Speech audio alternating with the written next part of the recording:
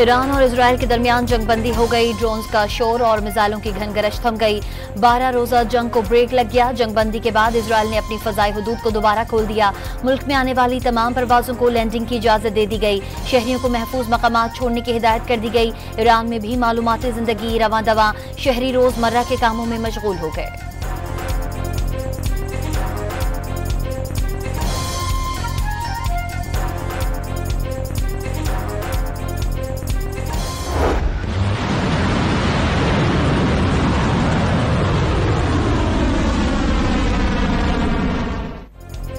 Iran ने Israel के साथ जंगबंदी के अमल का आगाज कर दिया। ईरानी सरकारी मीडिया के मुताबिक जंगबंदी अमरीकी जाहरियत के जवाब में फौजी रद्द-ए-अमल के बाद की गई। ईरानी वजीर खारजा अब्बास अरागची के मुताबिक इजराइल को सजा देने का अमल सुबह 4 बजे तक जारी रहा। पासदारान इनकलाब के commander in chief major general Pakpour की कामयाबी और फतह पर मिल्लत ईरान और शोहदा के अहले खाना को मुबारकबाद।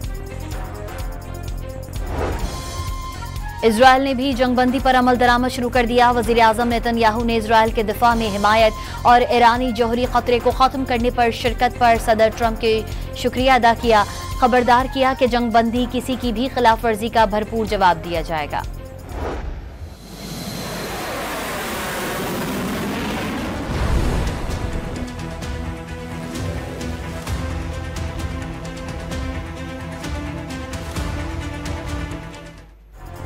ट्रंप ने एक और जंगबंदी का क्रेडिट ले लिया। ईरान और इजराइल के दरमियान जंगबंदी नाफिजुल अमल होने का ऐलान कर दिया। दोनों ममालिक पर मुआहदे की खिलाफ वर्जी से गुरेज करने पर जोर। ट्रंप ने दावा किया कि दोनों ममालिक ने उनके पास आकर अमन की बात की थी। जंग कई बरस तक जारी रह सकती थी और पूरे मशरक़ वस्ता को तबाह कर सकती थी। दोनों कौमें मुस्तकबिल में प्यार, अमन और खुशहाली देखेंगी।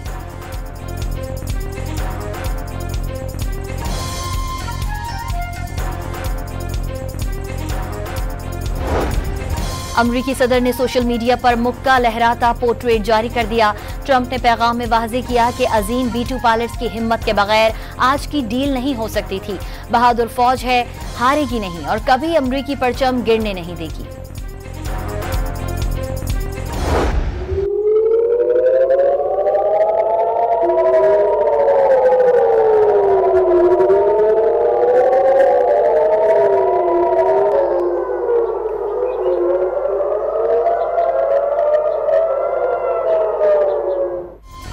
जंगबंदी से कबल ईरान का इजराइल पर मिसाइल हमला। 3 इजरायली हलाक और मुतादिद जख्मी हो गए।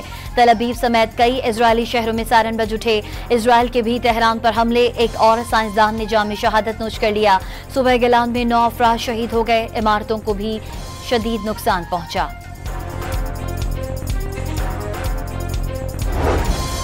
कतर के वजीर आजम ईरानी क़यादत को जंगबंदी की अमरीकी पेशकश पर राजी करने में कामयाब हुए।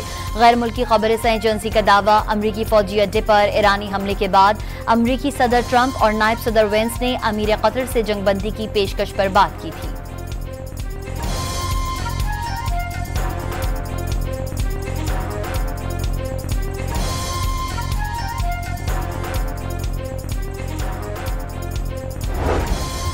कतर के अमीर का अमरीकी सदर से टेलीफोनिक राबता। ईरानी हमले के दौरान हिमायत करने पर ट्रंप का शुक्रिया अदा किया।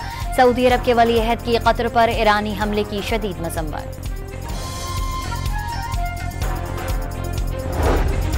वजीर आजम से सऊदी अरब और कतर के सफीरों का मशरक़ वस्ता में तेजी से बदलती सूरत हाल पर तबादला ख्याल। शहबाज शरीफ का कतर से यकजहती का इजहार। खित्ते में अमन के फरोग के लिए सऊदी अरब के शाना बशाना खड़े रहने का आज़म।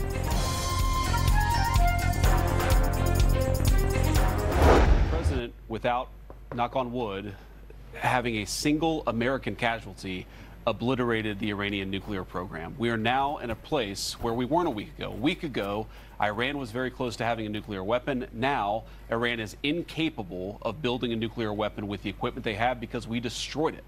So that's a very, very big thing. America ने ईरानी जौहरी प्रोग्राम तबाह कर दिया। एक हफ्ता कबल ईरानी जौहरी हथियार बनाने के बहुत करीब था।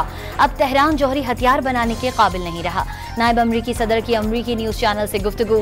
वाज़ेह किया कि ईरान पर हमलों के बाद अमरीका उस जगह है जहां एक हफ्ते कबल नहीं था।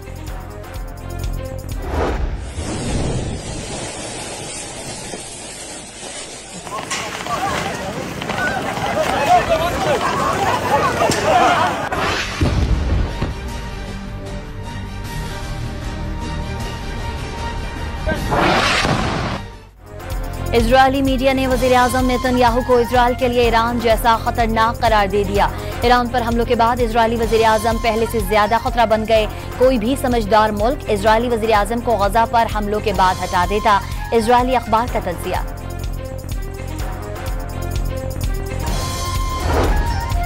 इजरायली हुकाम ने ईरानी हुकूमत का तख्ता उलटने में नाकामी तस्लीम कर ली। इजरायली मीडिया के मुताबिक सुप्रीम लीडर आयतुल्लाह अली ख़ामनाई को हटाने की ऑपोजिशन की कोशिशों की इजरायली हुकूमत हिमायत जारी रखेगी।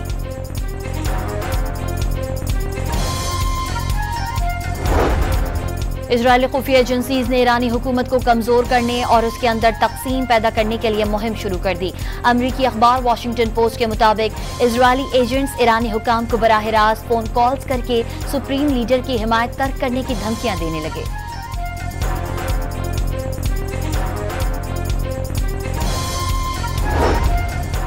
जापान ने इजरायल और ईरान के दरमियान जंगबंदी के ऐलान का खैर मकदम किया। 12 दिन तक जारी कशीदगी के दौरान लाखों अफराद नकल मकानी पर मजबूर हुए और खित्ते में जंग के खदशात बढ़ गए थे। तर्जुमान का बयान।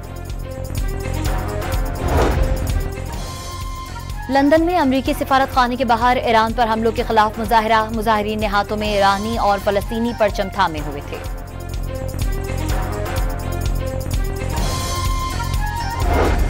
आलमी मंडी में खाम तेल की कीमत मुसलसल कमी का रुझान रहा। आलमी मंडी में खाम तेल की कीमत 7% से ज्यादा गिर गई। अमरीकी खाम तेल WTI $68 फी बैरल और बरतानवी खाम तेल ब्रेंट ऑयल $71 फी बैरल हो गया।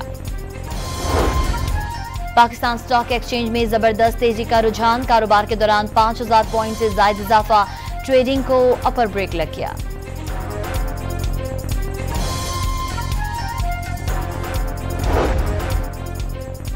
कोयटा के मगरबी बाईपास पर पेट्रोल से लोड रिक्शा और बस में तसादुम से 6 मुसाफिर जाँ बहक और 7 जख्मी हो गए। लाशों और जख्मियों को करीबी अस्पताल मुंतकिल कर दिया गया। कागान में खाई में कार जा गिरने से मियां बीवी जाँ बहक हो गए। मौजूदाती तौर पर 2 साला बच्चा बच गया। जख्मी बच्चे को कागान अस्पताल। खालिद मकबूल सिद्दीकी की सरबराही में MQM के वफ्द की गवर्नर सिंध कामरान खान तिसूरी को हज की सादत हासिल करने पर मुबारकबाद। फूलों का हार पहनाया और गुलदस्ता भी पेश किया। खलीज फौज की सूरत हाल बेहतर होने पर PIA का फिजाई ऑपरेशन कुछ देर बाद बहाल हो जाएगा।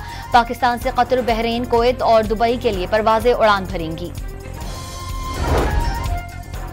रूस ने यूक्रेन के 20 ड्रोन तबाह कर दिए। 2 ड्रोन को मॉस्को में मार गिराया गया। रूसी हुकाम के मुताबिक यूक्रेनी ड्रोन हमलों का मौसर तरीके से जवाब दिया गया। कोलंबिया के जुनूब मगरिब से अगवा किए गए 57 फौजियों को बाजियाब करा लिया गया। बागियों के जेर तसल्लुत इलाके से शहरियों ने फौजियों को अगवा किया था। इलाका कोकेन की पैदावार के लिए मशहूर है।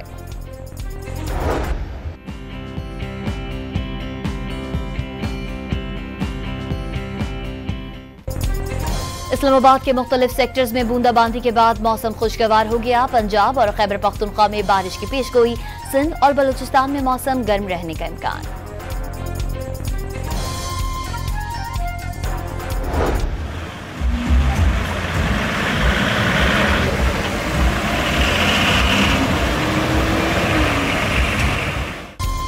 सवात में समर जीप रैली का इनेकाद। 50 से ज्यादा गाड़ियों ने हिस्सा लिया। 2 रोजा समर जीप रैली चकदरा से शुरू हुई।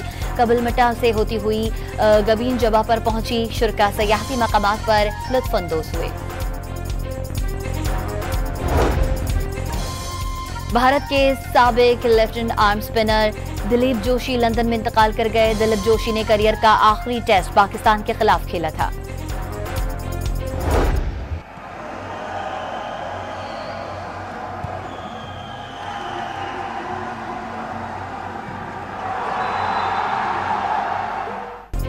एशियन वॉलीबॉल नेशंस चैंपियनशिप का फाइनल आज पाकिस्तान और बहरीन के दरमियान खेला जाएगा।